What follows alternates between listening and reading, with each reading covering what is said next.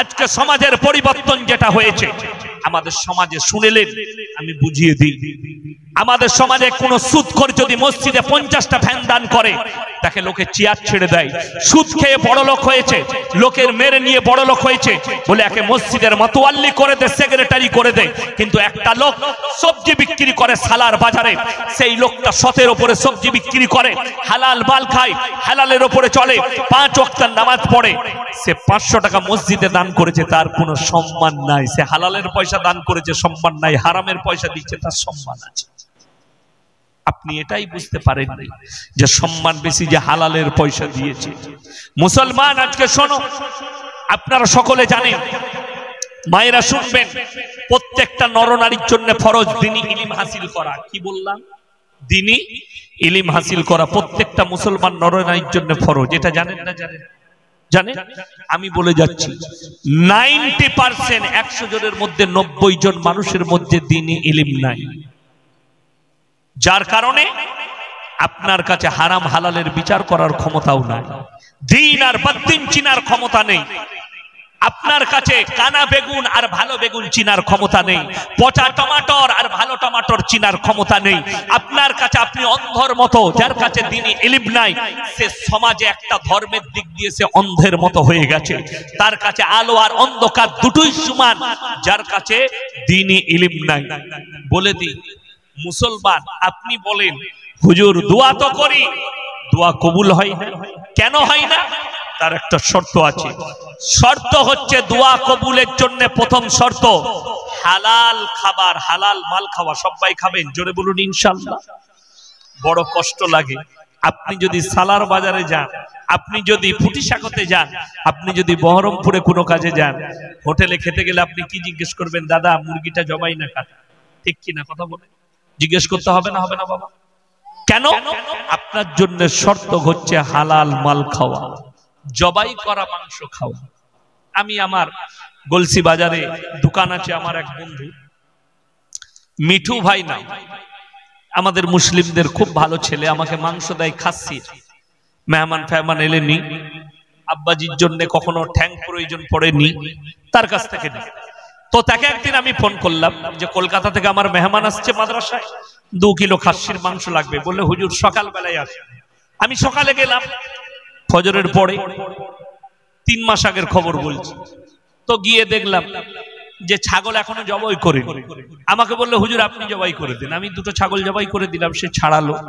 আমি বললাম এই দিকের রান থেকে আমাকে 2 কিলো মাংস দাও। সে আমাকে মাংস কাটছে, আমার মাংস রেডি করছে ওজন করে।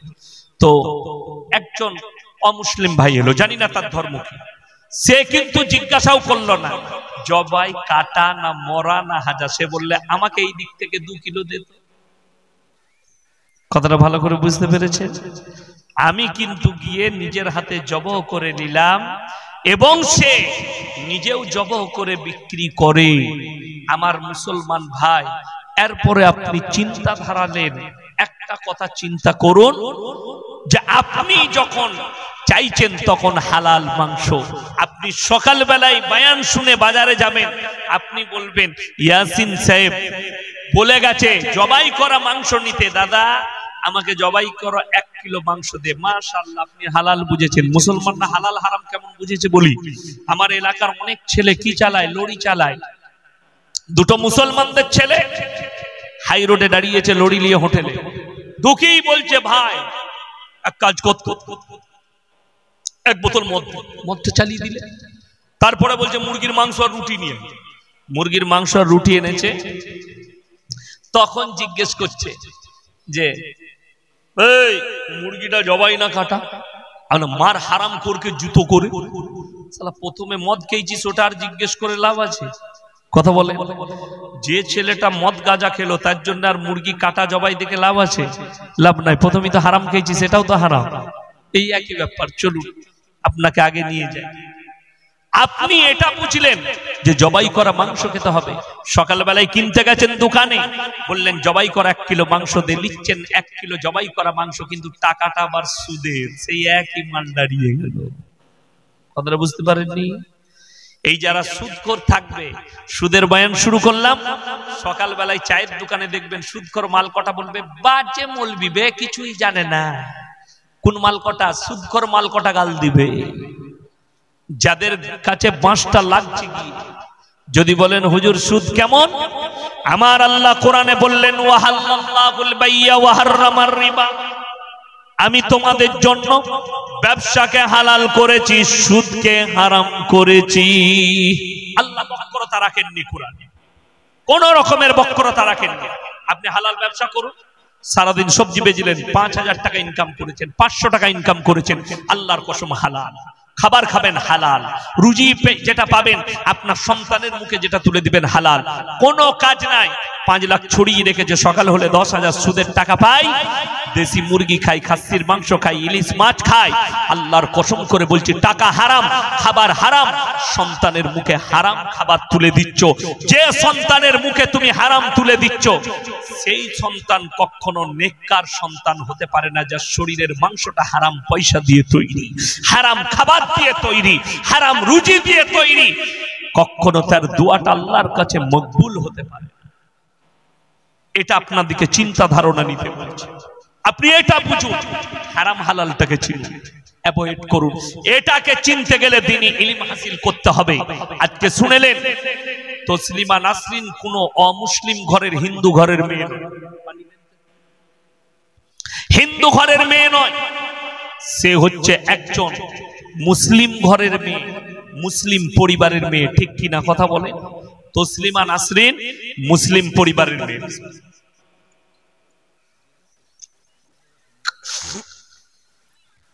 তিনি মুসলিম পরিবারের মেয়ে। জাস্টিস ইনায়েতুল্লাহ তিনিও মুসলিম পরিবারের ছেলে। মকবুল ফিদা হোসেন তিনিও হচ্ছেন কি মুসলিম পরিবারের ছেলে। শুধু তাই নয়, সালমান রুশদি তিনিও মুসলিম পরিবারের ছেলে।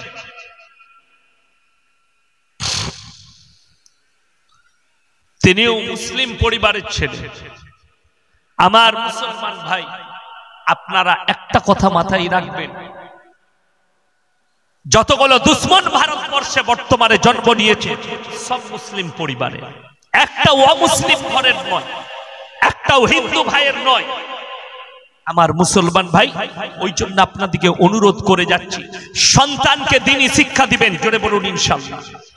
নিজের ছেলে মেয়েদিকে মক্তবে পাঠান, দ্বীনি শিক্ষা দেন। তসলিমা নাসরিনের মা ছোটবেলায় মা বাবা যদি তাদেরকে তালিম দিত, দ্বীনি ইলম দিত, তাদের ব্রেনে আল্লাহ আল্লাহর রাসূলের কথা ঢোকাতো, আজকে তার মতো একটা নাস্তিক তৈরি হতো না, বেঈমান কাফির তৈরি হতো না। নবীর দুশমন তসলিমা নাসরিন নিজেকে নাস্তিক বলে। যদি তুমি নিজেকে নাস্তিক বলো, শোনো, তসলিমা নাসরিনের যতজন সাপোর্টার আছো, যদি কোনো শিক্ষিত লোক এই মজমায় থাকেন যারা ভালো লেখিকা মনে করেন, তাদেরকে বলছি লজ্জা বইটা পড়বে তসলিমা নাসরিনের। সেই লজ্জা বইতে লিখেছে, আমি আমার মাকে আমার চাচার মশারিতে দেখেছি। বলুন নাউজুবিল্লাহ। নিজের মাকে চাচার মশারিতে দেখেছে। তসলিমা নাসরিনের জন্ম যদি তার চাচার কাছ থেকে হয়, তাইলে তুমি যদি তাকে সাপোর্ট করো, তোমার জন্মটা কার কাছ থেকে তুমি নিজে হিসেব করবে। যে অবৈধ সন্তান, সে কি করে ভালো লেখিকা হতে পারে? দ্বিতীয় নম্বর, প্রতিনিয়ত কোরআন আর ইসলামের বিরুদ্ধে ষড়যন্ত্র নাচছে, অথচ নিজেকে নাস্তিক বলে। তসলিমা নাসরিনকে বলো, ভারতের মাটিতে বসে আছো, তোমার হিম্মত থাকলে একবার দেবদেবীর বিরুদ্ধে বলে দেখাও, তোমার হিম্মত থাকলে হিন্দু ধর্মের বিরুদ্ধে বলে দেখাও, তোমার মুন্ডু ছেদ হয়ে যাবে দিল্লির মাটিতে, তুমি জেলের কুঠিরিতে বসে থাকবে। এই হারামের আওলাদ তসলিমা নাসরিন ইসলামের বিরুদ্ধে প্রতিনিয়ত একটার পর একটা ষড়যন্ত্র রয়েছে যাচ্ছে, কথা বলে যাচ্ছে। ইসলামকে বলেছিল ইসলাম একটা পঙ্গু ধর্ম। কি বলেছিল? পঙ্গু ধর্ম। পঙ্গু মানে জানেন তো?